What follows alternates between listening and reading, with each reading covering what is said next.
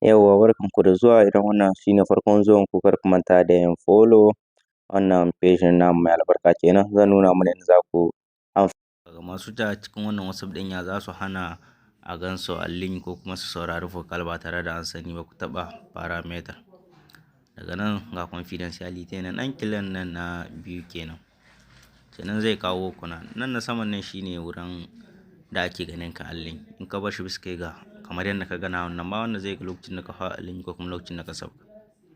Yawa sai stati gashi nan wannan kenan. In kana so ka in akwai wanda baka so ya rinka ganin statin ka, zaka taɓa bisa kai ga na biyun nan gashi sai ka zaɓi wanda baka so ya ga statin ka. Kun fahimta ko? Yawa sannan bayan ka zaɓi wanda baka so su gani sai ka taɓa wannan wurin na ƙasan nan kenan.